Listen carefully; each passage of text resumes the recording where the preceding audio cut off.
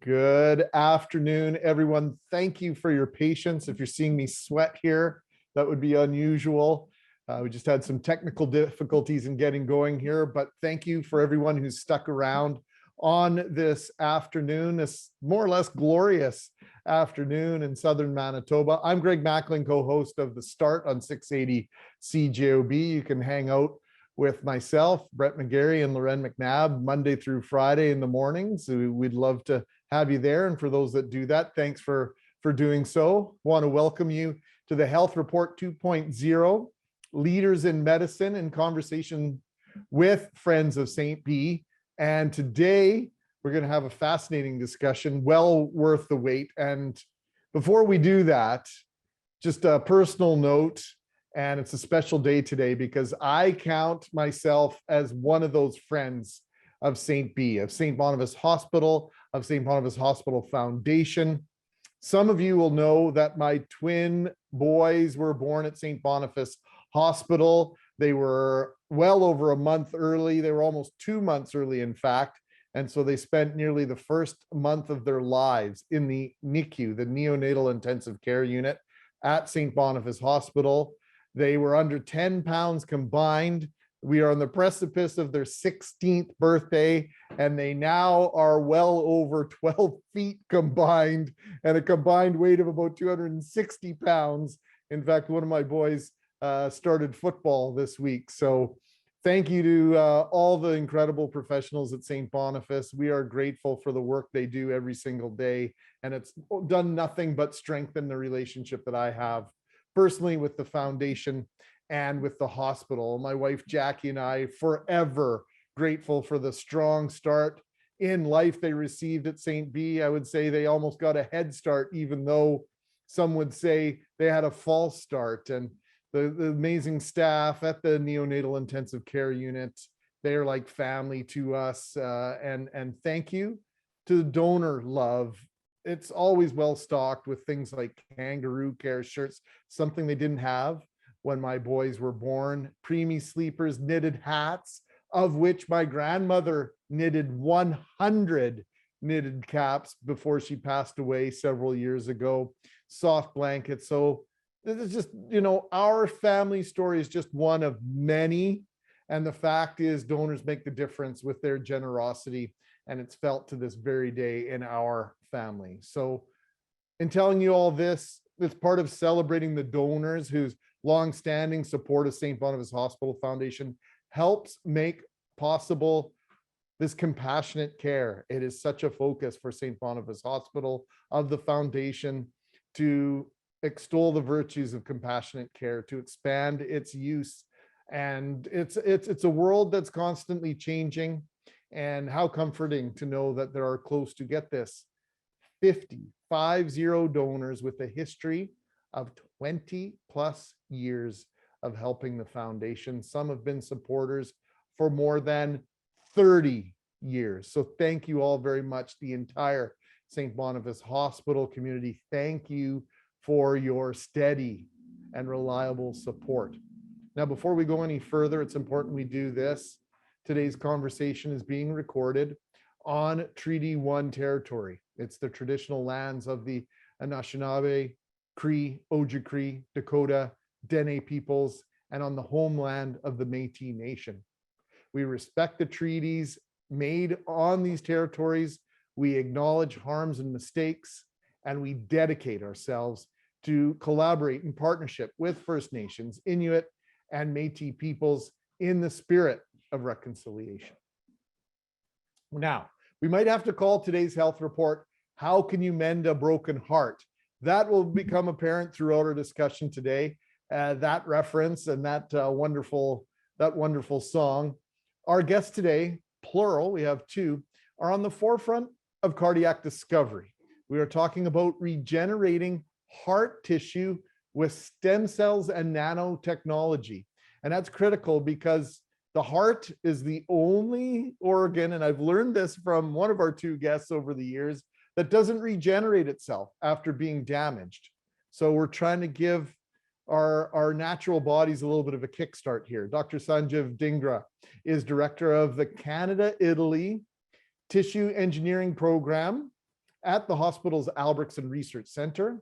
Among Dr. Dhingra's credentials and accolades are he is a winner of the St. Boniface Hospital Foundation's Ronald J. Duhamel Innovation Award and a recipient of the St. Boniface Hospital Mayo Clinic Partnership Award, supported by the Israel Asper Endowment for Medical Education and Research. Also joining us today, Dr. Weiang Yan. He is a PhD student in Dr. Dhingra's lab and a cardiac surgery resident at the University of Manitoba. So before we bring on our guests today, we will speak with Dr. Dhingra and Dr. Yan for about a half an hour. Then we'll have a few minutes. With our delayed start here, we might have to alter this a tiny bit. No need to be shy though. If you have questions, please submit them. As a viewer, your camera is off and you're on mute, but please type your questions into the chat box at any time, and we will get around to answering as many of those questions as we can. So now, if you will, please join me in welcoming Dr. Sanjiv Dhingra and Dr. Weiang Yan. Good morning, doctors. How are you today? Dr. Dhingra, good to see you. Good to see you, Greg. Thank you. Thanks for the introduction. Oh, you're welcome. And it's always great to see you, whether it's in the hallways of the hospital or on a golf course or elsewhere. Dr. Yan, hello. How are you today? Hey, good morning. So before we talk tech, why don't we start with Dr. Dhingra? Before we talk tech, maybe you can explain the specific issue and scope of the problem you're aiming to address. I touched on it somewhat. We know St. Boniface Hospital is a center of excellence for cardiac care. And of course, there have been many advances in treatment over the years. Where does your research come in? So first of all, Greg, I want to thank you and all other members of the team who are involved in organizing this event. I also want to thank everyone who has joined us in this conversation today.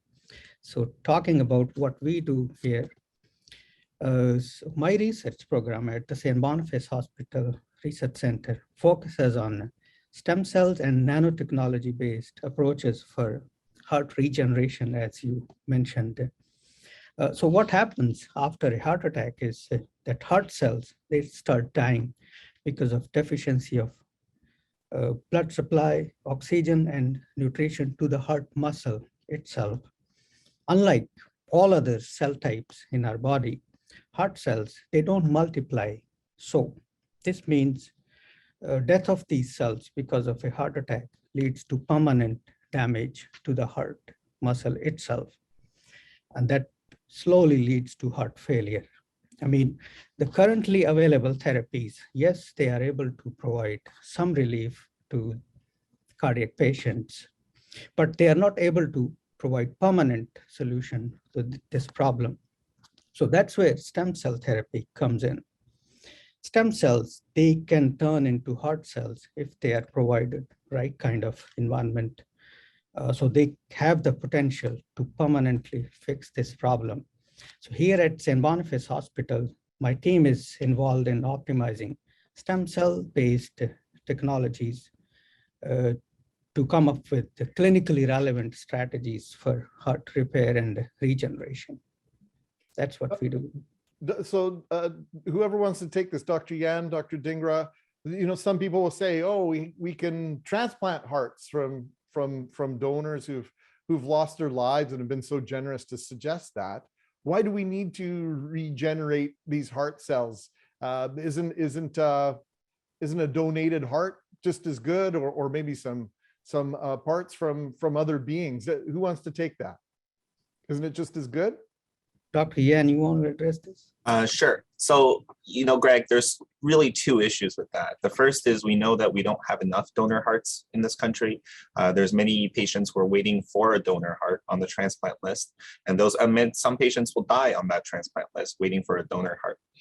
The second big issue about this is, you know, getting a transplanted heart, as life-saving as it is, really comes with its own bag of worms. So when you get a transplanted heart, because that heart is not your own, your immune system starts to fight this organ. And so you'll need to take immunosuppressants for the rest of your life. You'll need frequent monitoring to make sure that your body isn't rejecting this heart.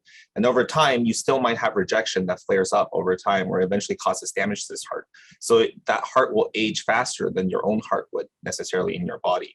And so if we can regenerate the hearts, then we get around these problems, because it's still your own heart that's there. And anything that we generate hopefully becomes a part of you, and that gets accepted by your body, and it just functions like your heart would before it got damaged. I think that's an outstanding explanation. If I can understand it, that means a whole lot of people joining us today can understand that. So thanks, Dr. Yan. I appreciate that. So plus it's way easier to work with cells than organ, right? The whole organ. Yeah, and that makes sense to me as well, in terms of even though they're smaller. So talk about, maybe that's a good place to go, to the nanotechnology, right? Nano means smaller. So talk about that and how we're getting to that.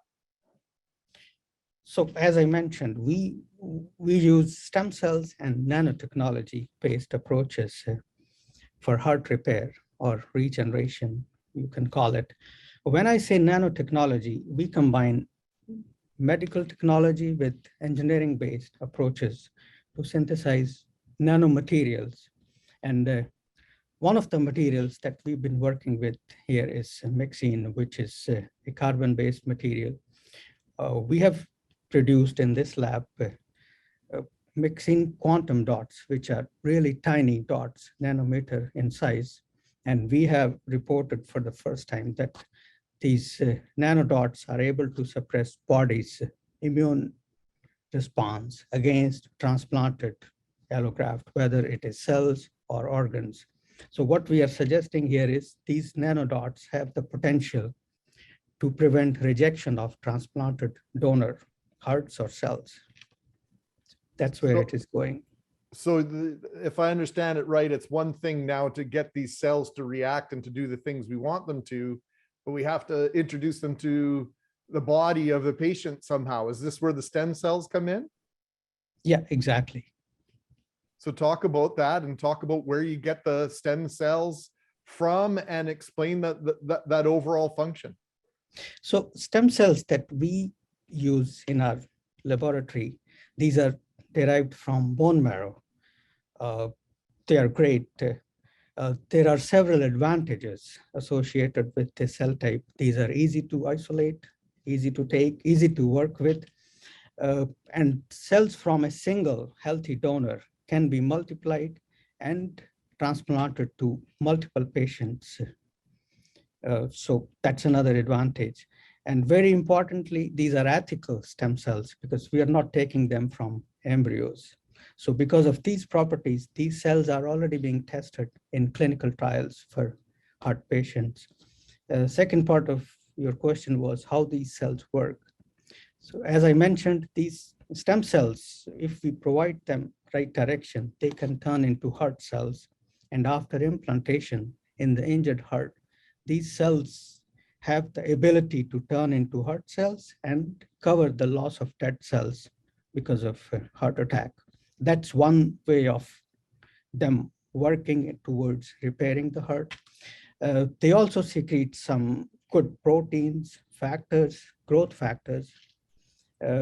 These factors are released in the injured areas in the heart, so they further help in repair process. So these are the ways or mechanisms how stem cells work after implantation in the heart. So we talked about the idea of rejection with regard to a heart transplant. Dr. Yan, is there any difficulty, do we run the risk of the body saying no to these introduced cells with the stem cells with this nanotechnology developed habits that we'd like to meld into the body? Is there a rejection possibility there? Yeah, Greg, another great question. This is actually one of the main areas of research in Dr. Dhingra's laboratory over here at St. Boniface. So, the inherent problem comes if you take your own stem cells, like we take stem cells from you when you need them, and then we give them back to you. we significantly reduce the risk of rejection of these stem cells. We find that whenever we try to get these cells to actually become something specific, they still look a little bit different than the cells you naturally have in your body, but they look very similar. The problem with that, though, is you can't predict when you're going to have a heart attack or when you might need the cells. And the other thing we notice that, as patients get older, if we take cells from those older patients, those cells don't work as well as cells that we might get from young, healthy donors. So, there's a lot of effort put into developing cells that are from young, healthy donors that are available off the shelf that you can just pick up when you need them and you get them right away. And when you have cells from a different donor, then you run into the issue of rejection of these cells. The fortunate thing is that the cell type we mostly work with, these adult stem cells, tend to be pretty good at evading the immune system. They can get around and dodge the immune cells. And so they stick around longer than other types of cells that you might give. But one of the key things that Dr. Dhingra discovered was that these cells are still lost over time. They still get rejected, especially if they're put into stressful environments, like the environment in the heart that it might be right after a heart attack or stuff like that, which is where a lot of the current research we're currently doing is coming into play. We're looking at the mechanisms that lead up to rejection and how to interfere with those mechanisms to get these cells to avoid the immune system for longer. And with our development of nanomaterials, such as scaffolds that provide environment for these cells that are, relatively repel the inflammatory cells that try to reject these cells, we're using our nanomaterials to really promote tolerance and acceptance of these cells. So you're actually introducing these cells potentially at the worst possible time. So is the timing important, or is there some other training that needs to go on in order to make sure that you have a fighting chance for these cells to work and integrate into the body, Dr. Dhingra? Everything. The timing that's a great question. Timing is very important. So after a heart attack, a lot of things keep going simultaneously in the heart, because it's all injury there, right? Environment is not good for any foreign material to implant. So first thing is to optimize the timing. Second thing is to optimize the number of cells you want to put in there. So these are the things that we are optimizing currently. So that's where the whole field is. It's all extremely fascinating. We're getting some questions here. And Dr. Yan, if you can answer this one, we'll bring you back in, and unless you need to pass it on to Dr. Dhingra. But I feel confident here. How will stem cell therapies be made available to patients of all means? How do we make sure that this doesn't create some sort of great divide in the healthcare world? Yeah, thank you, Jessica, for this question. I was reading your question on the Q&A section. It's a big concern for us in Canada because I think we're believers in universal healthcare. We want healthcare to be universal. We want it to be accessible to all patients. But this is, unfortunately, as healthcare gets more expensive, you hear more and more talk about a potentially two-tiered healthcare system where there could be inequity in access to health resources. I think in Manitoba, we've done a good job in the sense that, we have a single-tiered healthcare system where therapies are really assigned based on patient need as opposed to based on, what patients are able to pay for and afford. And I really hope that as stem cell therapies are developed in the future, this is really the way it's going to be going into the future, where whoever gets these therapies when they're approved is really based on how much you need them, how your heart is, whether or not your heart is a good candidate for receiving stem cells, as opposed to your means and your class. Great answer there. And clearly the more acceptable this technology, more prevalent it becomes, then it becomes every day versus something that's unusual. Fair to say? Yeah, exactly. So Dr. Dhingra, what is stem cell therapy? This is a question, I think it's ringing a bell with regard to women's heart health, in particular with regards to chemotherapy and the effect and impact that it can have on the heart. I think it's exclusive to females, but you can correct me on that.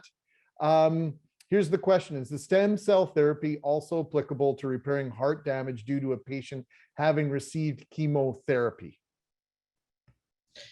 So stem cells not only have the ability to turn into different types of cells, including heart cells. As I mentioned, these cells are able to secrete some good important factors. These are growth factors. Some of these are immunosuppressive factors that they produce and release at the site of transplantation.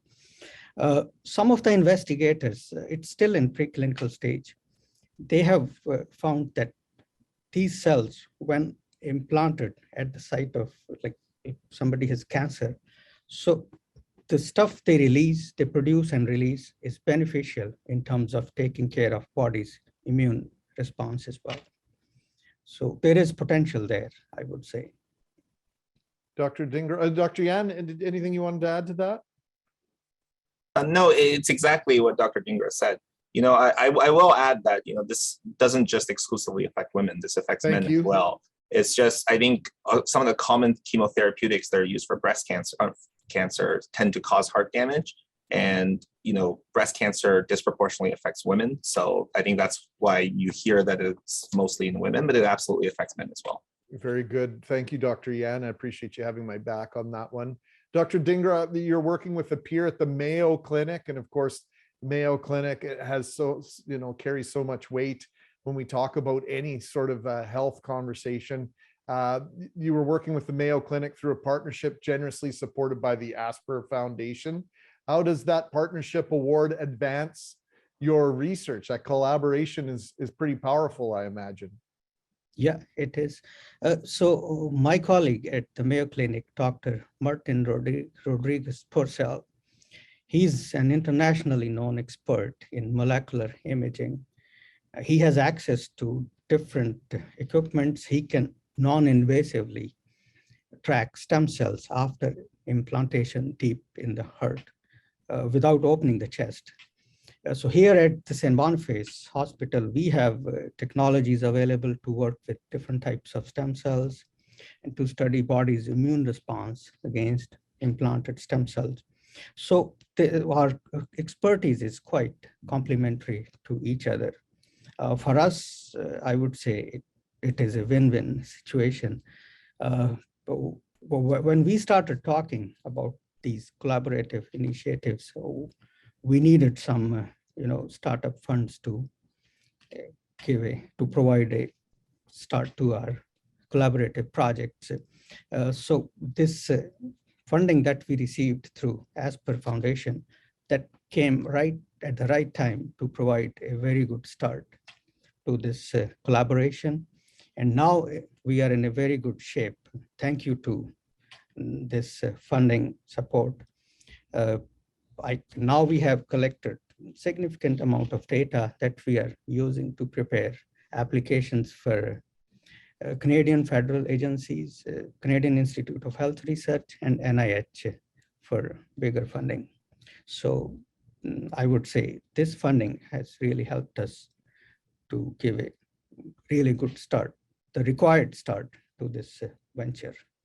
So nanotechnology, obviously growing by leaps and bounds.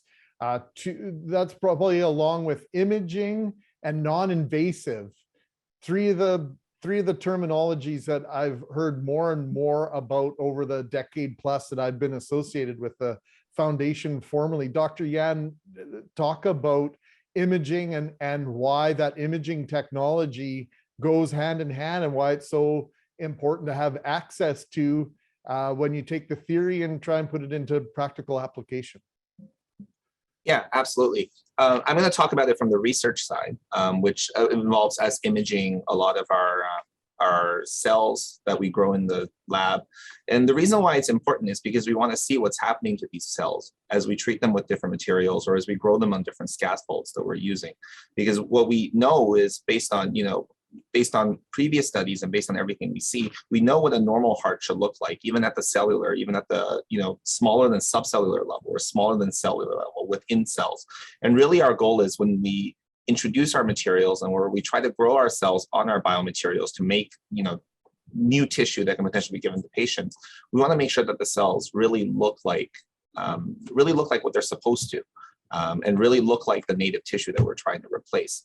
So in the lab, imaging is very important for looking at that and looking at just the structure of everything that we make. The other thing, of course, we want to look for is when we treat them with our nanomaterials, we want to make sure that the cells don't become abnormal. And again, the shape and size of a cell or how they grow, even on scaffolds or on a plate, really affects, really can tell us a lot about what these materials are doing to these cells. So from this perspective, imaging is really important in research. The further, the deeper you get into that sub-cell level, the more you can tell. At one level, it might look completely normal, but the deeper dive you get, then you might see the issues. If I'm understanding that exactly, right? Greg. A lot of times, the issues some of the issues you only start to see, or the minute effects, sometimes you can only see under the microscope. And in particular, if you're looking, you want to make sure, looking at the minutia, that the cells aren't being stressed by whatever we're treating them with, because that can have longer term negative consequences.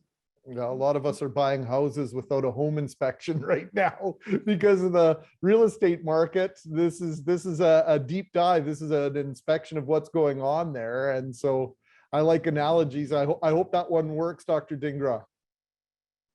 Oh yeah, certainly it does work. I mean, I completely agree with it. I mean, if more details we know, we would be in a better position to fix those details, right? So imaging, the resolution of your imaging technology is very, very important. We don't want to get bogged down on this just because I'm fascinated with it. But one of our viewers saying, like, how small are these nanomaterials? Dr. Yan, is there any way you can try and put it into perspective for us? Yeah, I'll try. So, most of the stuff that we're working with is on the range, the smaller stuff really in the range of 3 to 7 nanometers. So that's smaller than a cell. So a cell is about 10,000 times bigger than some of these nanomaterials that we're using. And I'm trying to think, I don't have a great real world example of how small it is, but needless to say, it's really small. Some of the bigger materials we're working with are actually, patches and scaffolds and stuff like that. Those are, you can see them and you can feel them. They would be the size, really mimicking the size of the tissue that we're trying to replace.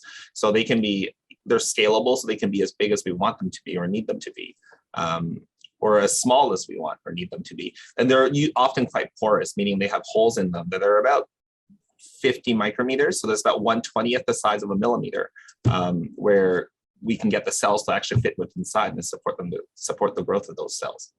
I hope that sheds a little perspective. Yeah, and one last one on this. So can we liken it to as deep into space as the Hubble Space Telescope and these new telescopes are taking us into space, nanotechnology and imaging taking us into our body? Same sort of thing? Yeah, I don't know how the scales translate, in terms of the times of magnification. I feel like the Hubble is a little bit more powerful than what we're using, but sure. but similar in idea, just in the opposite direction.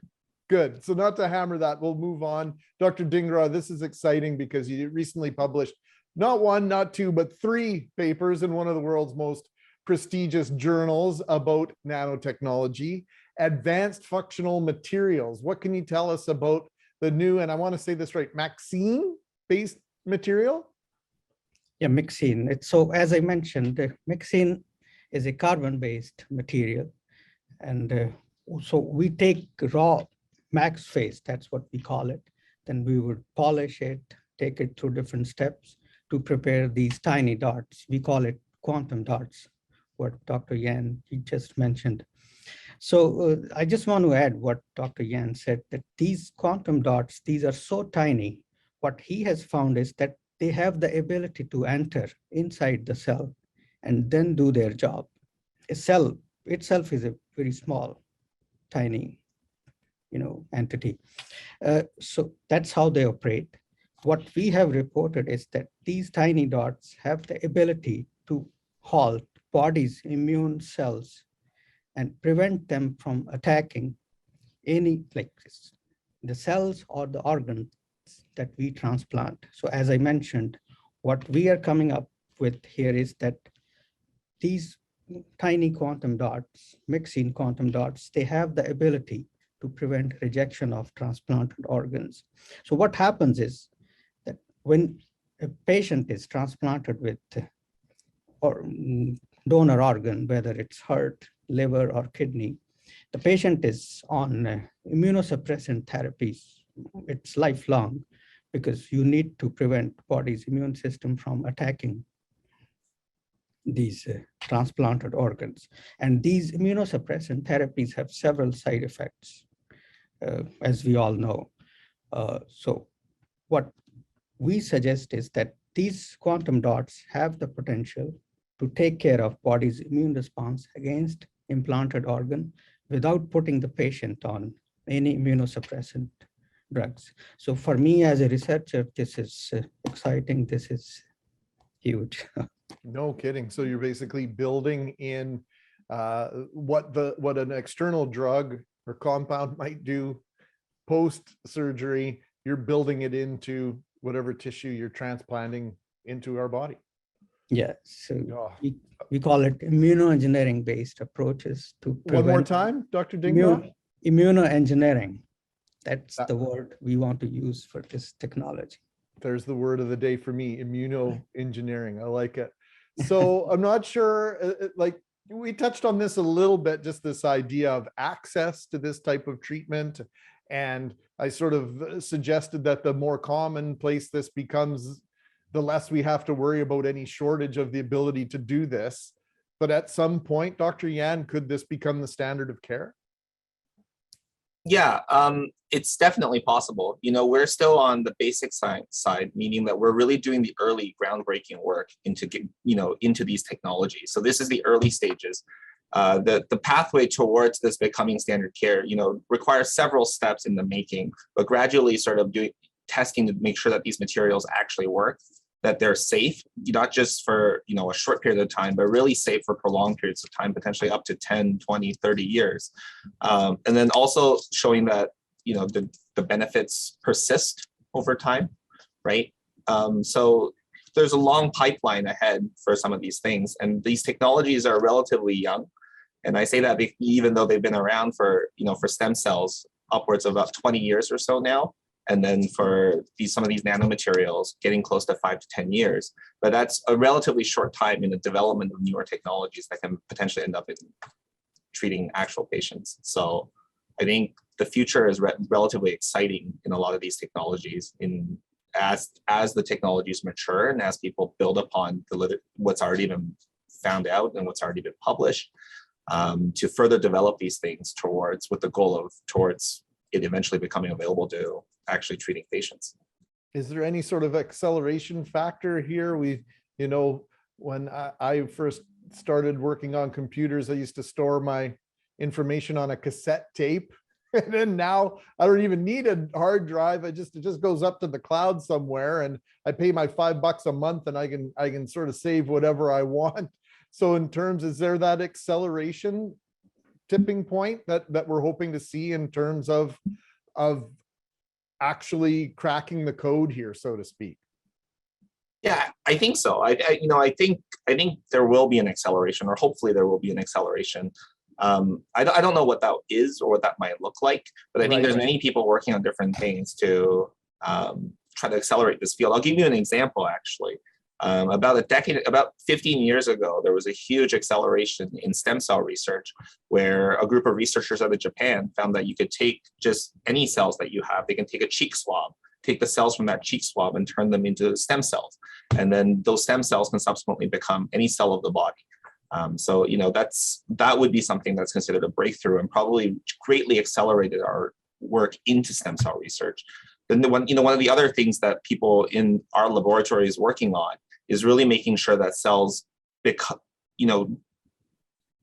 I guess the development of an organ is so complex and takes so many steps and takes 9 months to do in the body in context of everything else that's developing, that if you're just taking one cell type in isolation and trying to turn them into what they might look like in adults, right? So 9 months to become a baby, and then subsequently 16 to 18 years to really reach the adult stage, or maybe even longer for some cell types, upwards of 20, 30 years. We're trying to do that in the lab within a finite time span so that they can be made available to patients. That's really one of the challenges, is making sure that whatever we make from stem cells turns into something that really looks like it belongs in an adult. So if there was a breakthrough in that area, I think that would greatly accelerate a lot of the efforts that we're currently making. There's a maturity factor there, Dr. Dhingra, in terms of the cell. You have to mimic an older cell in order to make this work ultimately. So there's entire field that we call it rejuvenation, right?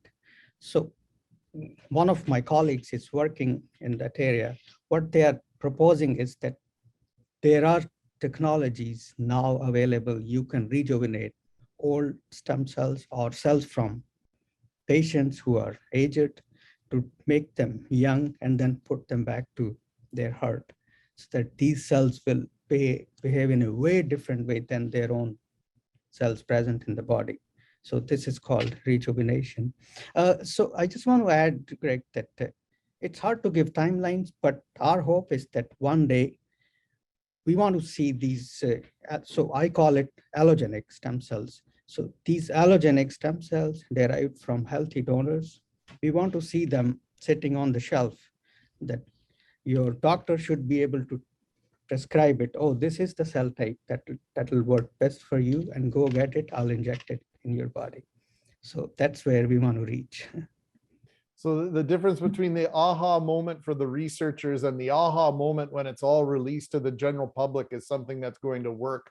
There's years and years involved. And I think that's one of the things before we go, we want to emphasize as to why donor funds are so critical, because it's really a faith in what's going on at the research center, because we don't always have a tangible, this is what we did. Sometimes we can't show it to you. So talk about why that faith in the researchers is so valuable and so cherished by researchers, and maybe a few words to donors as to why they should remain faithful that their money is going where it ought to. Oh, I mean, it's the benefits of these donors dollars are huge. It not only helps us to conduct this research that we are discussing today, that's one part. The other part is that we are able to train these young, talented, professionals who are contributing towards knowledge-based economy, not only in Canada, I would say internationally. Let me give you one example how donor money helped me in my research program. I started this stem cell therapy and tissue engineering program in 2013 with a generous support from a local nonprofit organization. They gave us $100,000. Then I got some support from St. Boniface Foundation and University of Manitoba.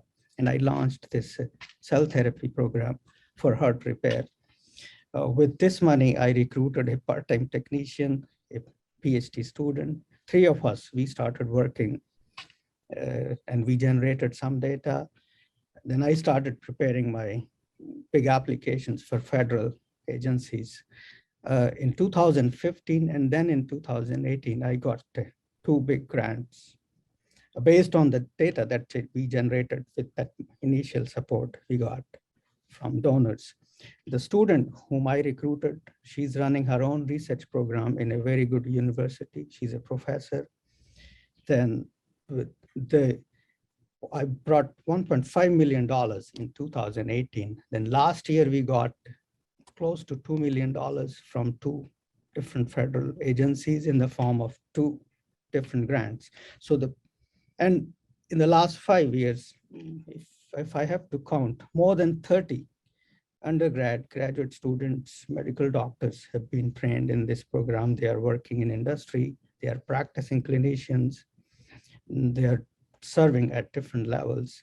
So the point I want to make here is that $100,000 that I got in 2013, that helped me not only to establish this stem cell therapy program, but to train these young researchers and clinicians to achieve their career goals and contribute towards at different levels. So I'll keep talking, Greg.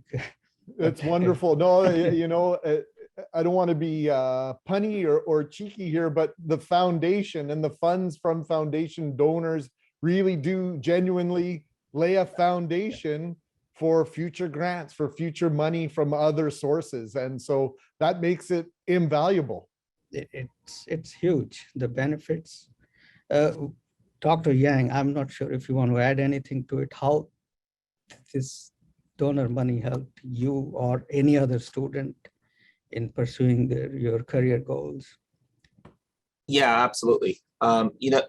Greg, research is getting more expensive these days, like everything. But in particular, there's been a lot of new technologies that have been developed in the last 10 to 20 years. And these technology, 30 years ago, we were studying different genes or different molecules in the cells one by one. Nowadays, they have new technologies that can study 30,000 at once, 40,000 at once. So this goes down to what you're saying is how do we accelerate the process? And this, instead of relying on 3,000, 4,000 individual studies, each looking at individual things, now we can look at a lot of that information all at once. So these technologies are expensive. And the support from the foundation and from all of our donors and funding agencies has really been instrumental in helping our lab acquire the instruments necessary to do a lot of this research that we couldn't do without them. So we're very thankful. Well, I think that's a great place to leave things off. Donor appreciation, it's powerful. The money at work is beyond, I think, some of our wildest dreams. And so Dr. Yan, Dr. Dhingra, thank you for the work that you do. Thank you for taking time out of it to join us today. Is there anything you want to say before we let you go, Dr. Yan? No, I again like to thank all of our donors very much. And thank you, Greg, for having the opportunity to speak to everybody here. Oh, my pleasure, our pleasure. Dr. Dhingra, last words to you. Yeah, thank you. Thank you. I also want to thank the donors. Their support means a lot to us. It helps us to do different things. So Wonderful. thank you very much. Thank you. So gentlemen, we'll let you get back to looking at things on a very small, on a minute, on a nano level. Thanks for bringing this to our world. And we'll call it a wrap on this edition of the Health Report 2.0. Once again, thank you to everyone that stuck with us through some technical difficulties off the top of the program. We appreciate you immensely. And we'll be back. We're going to take the summer off, but we will be back September 27th for our next session with someone who joins us on the start from time to time, Dr. Christian Thompson. You can watch your inbox for details in the coming months. Hopefully I'll catch up with you tomorrow morning on the start on CJOB. And thank you once again to Dr. Dhingra, Dr. Yan for sharing their expertise, their vision, the insight into what they're doing. And a special thanks to our friends at Bounce Design for producing today's event. We look forward to connecting with you again. As always, on behalf of St. Boniface Hospital Foundation, I wish you an outstanding afternoon.